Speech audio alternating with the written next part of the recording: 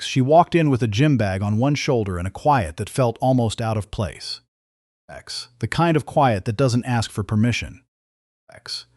The room was already full. 30, maybe 35 guys warming up on the mats, doing their rolls, checking each other's grips, laughing at something that probably wasn't that funny. It was a Wednesday evening at Ridgeline Combat Academy in Edmonton, Alberta, and the air smelled like rubber and sweat, and that particular brand of male confidence that tends to fill a room before anything's actually happened. Her name was Lydia Oware, 29 years old, 5'4". She signed in at the front desk, paid her drop-in fee, and found a spot near the wall to stretch. That's when Marcus Holt noticed her. Marcus had been training at Ridgeline for 11 years. 3-stripe black belt. He'd competed regionally, won a few tournaments, and had the kind of standing at that gym that comes not necessarily from being the best, but from being there the longest. He knew every corner of that mat. He knew exactly where to stand so people would come to him, rather than the other way around. He nudged the guy beside him, Kevin Tharp, also a black belt, 2 years junior to Marcus, and the two of them watched Lydia stretch with that particular look men get when they've already decided something before a word's been spoken. The third one was Seth Bouchard, younger than the other two. 24, stocky, the kind of guy who'd placed well at a provincial tournament once and hadn't stopped bringing it up since. He was wrapping his hands near the water fountain when Marcus waved him over. The three of them conferred for a moment. Then Marcus walked across the mat. Hey, he said, not unfriendly, not friendly either. First time? Lydia looked up. Yeah. Cool. He glanced at her bag, then back at her face. What brings you in? Fitness or? Just training, she said. Marcus tilted his head slightly. You have any background? Like, have you done anything before? Yoga, maybe? Kevin laughed behind him. It wasn't subtle. Lydia didn't react. She went back to stretching her hip flexors. A little of this and that, she said. Right. Marcus crouched down, getting closer to eye level, which was either meant to seem friendly or to make her feel small. Hard to tell which. Maybe both. Because we go pretty hard here. This isn't a beginner class, technically. Coach Ryan lets people drop in, but it can get intense. I'd hate for you to feel overwhelmed. I appreciate that, Lydia said. Flat neutral, like she was commenting on the weather. Marcus stood. He looked at Kevin again. Something passed between them. That silent language of men who have decided a moment is funny before the moment has fully arrived. Just let one of us know if you need to tap out early, Marcus said. No shame in it. He went back to his side of the mat. And here's the thing. Here's the thing that nobody in that room knew yet, except Lydia. Lydia Oware had spent 6 years in the Canadian Armed Forces. She'd done her basic training at CFB Borden, been posted to Valcartier, and spent 2 of those years on secondment with a joint training unit, working alongside American Special Operations instructors on hand-to-hand combat assessment programs. She had forgotten more about ground fighting than Marcus Holt had ever learned. She held a black belt in Brazilian Jiu-Jitsu that she'd earned before she even enrolled. She had sparred with people whose names you'd recognize if you followed the sport at a competitive level. She had walked into Ridgeline Combat Academy on a Wednesday evening because she'd just moved to Edmonton 3 weeks earlier and she wanted somewhere local to roll. That was the whole story. She wasn't there to prove anything. She wasn't there to perform. She was there because she liked training. But Marcus didn't know that. Kevin didn't know that. Seth didn't know that. And the 30-some men watching from the edge of the mat, some of them smirking, some of them just watching to see how this played out, they didn't know it either. Class started. Coach Ryan, a compact, serious man in his 40s who ran the session with minimal fanfare, moved them through drilling. Lydia partnered with a younger white belt named Cam who was earnest and a little nervous and treated her with the basic respect of someone who hasn't yet learned not to. They drilled arm bars. They drilled a basic guard pass. Lydia moved efficiently, corrected her own details quietly, and didn't make it a show. Marcus watched from 2 pairs away. By the 3rd rotation, when Coach Ryan called for light positional sparring, Marcus positioned himself to end up across from Lydia. It wasn't subtle. Several people noticed. You sure you want to spar? He asked her. We can do positional work instead if you want. No pressure. Sparring's fine, Lydia said.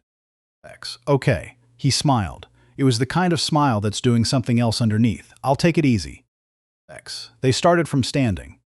X. Marcus shot in fast, faster than he needed to against a supposed beginner, and got the takedown.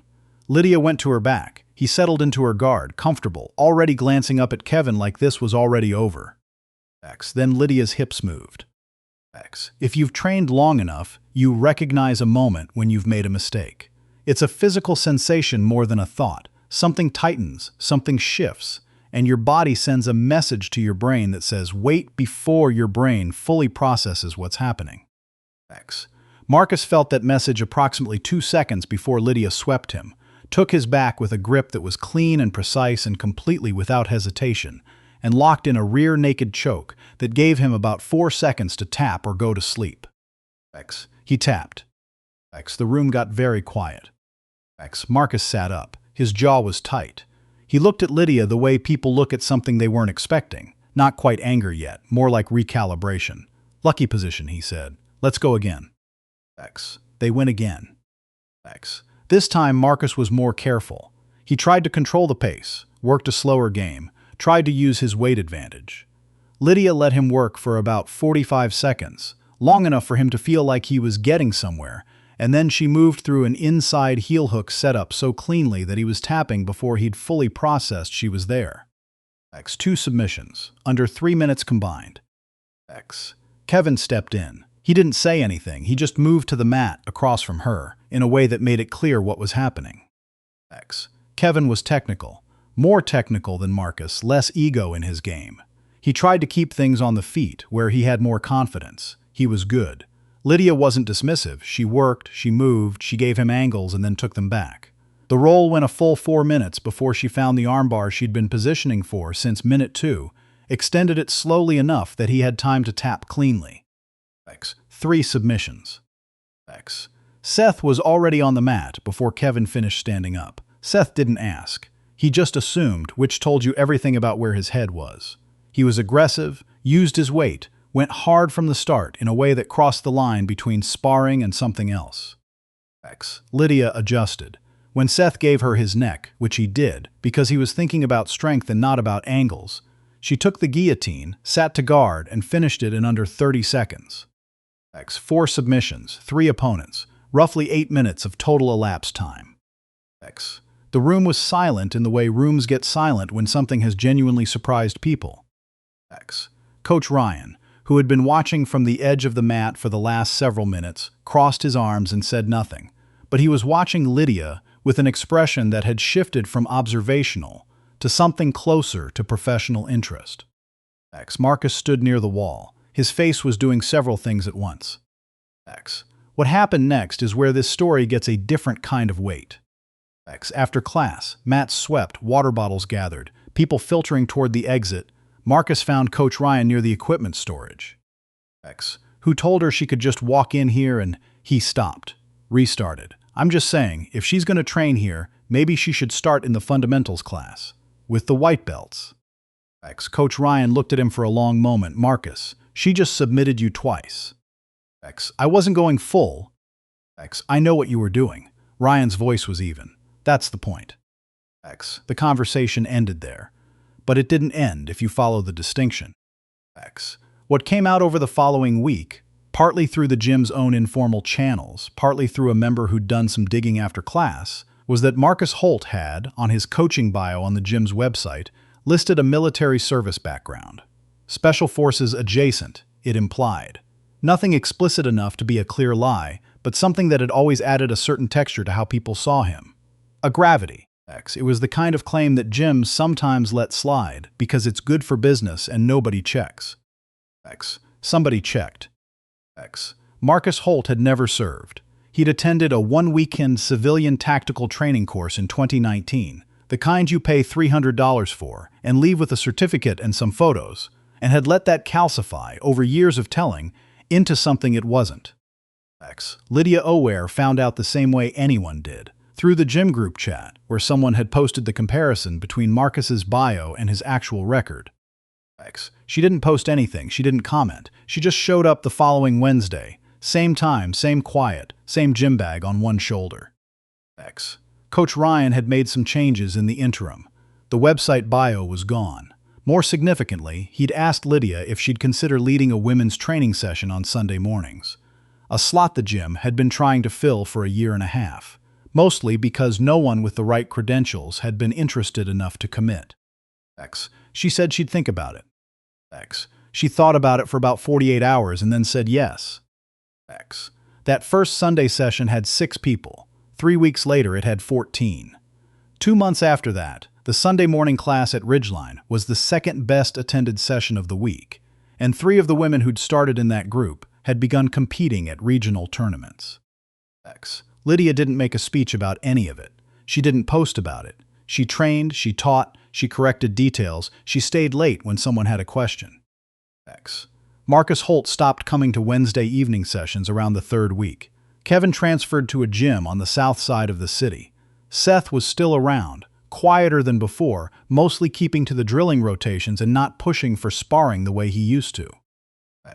One of the women in the Sunday group, a 30-year-old emergency room nurse named Fatoumata, who'd started because her sister had brought her, asked Lydia once, after a session, why she hadn't said anything, when it was happening, when Marcus was standing over her talking about yoga. Lydia finished rolling up a mat before she answered. Because there was nothing to say, she said. Words don't demonstrate anything. Technique does. Fatoumata nodded slowly. Were you angry? Lydia thought about that for a second. I was oriented, she said finally. You know what I mean? Like when you're on the mat and you know where you are, and you know where they are, and you know what's coming. I was oriented. Fatoumata laughed a little. That's a very soldier answer. Yeah, Lydia said, I know. She picked up the rolled mat and carried it to the wall. There are gyms in this country where what happened that Wednesday night would have played out differently. Where the Marcuses of the room are protected by the culture of the room. Where women who walk in with gym bags and quiet are made to feel like guests. Tolerated, observed, directed toward the fundamentals class and the yoga down the street. Where the credential checking doesn't happen, and the bio doesn't come down, and the Sunday session never gets proposed. Ridgeline wasn't a perfect gym. It was a gym with a problem, and the problem walked across the mat toward a woman who'd spent years learning exactly what to do when something comes at you. She didn't telegraph it. She didn't announce it. She just moved. And then it was done. The mats get rolled up every night at Ridgeline. The lights go off. The building goes quiet in that way. Buildings go quiet when the people have left, but the energy of what happened inside them hasn't fully settled yet.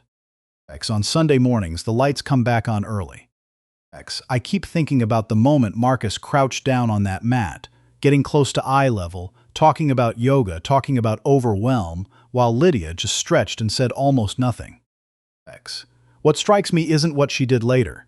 It's what she didn't do in that moment. She didn't explain herself, didn't list her credentials, didn't tell him where she'd served, or who she'd trained with, or what she was capable of. She just said a little of this and that, and went back to stretching her hip flexors. That's the part I find myself returning to. There's something in how Marcus carried himself that I recognize. Not in myself, I hope, but in the pattern of it. He'd been at that gym for 11 years. He knew every corner of the mat, and somewhere along the way, knowing the room became more important than knowing himself honestly.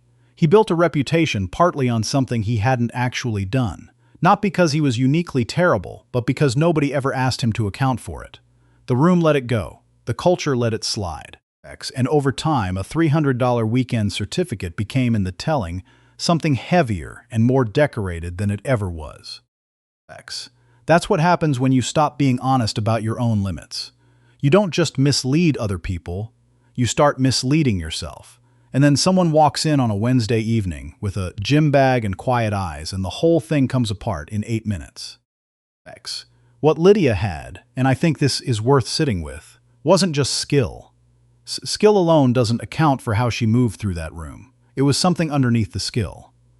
A kind of integrity that didn't need the room to validate it. She knew what she knew. She'd earned what she'd earned. She didn't need Marcus to acknowledge it for it to be real. That's a harder thing to build than a black belt, honestly. Most of us want the room to confirm us. She just needed the mat.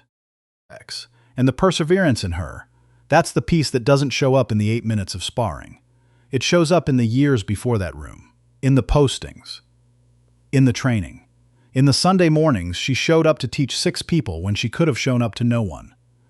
Perseverance isn't dramatic. It doesn't announce itself. It's just the accumulation of showing up again and again when the outcome isn't guaranteed. X. What Marcus lost wasn't a sparring round. He lost the story he'd been telling about himself. That's a harder loss to recover from than a submission. And maybe that's the most honest consequence in this whole thing. Not the tap, but the reckoning that comes after it. X. Fatoumata asked Lydia why she hadn't said anything when it was happening. Lydia said words don't demonstrate anything. Technique does. X. I think about that a lot. I think the same is true off the mat.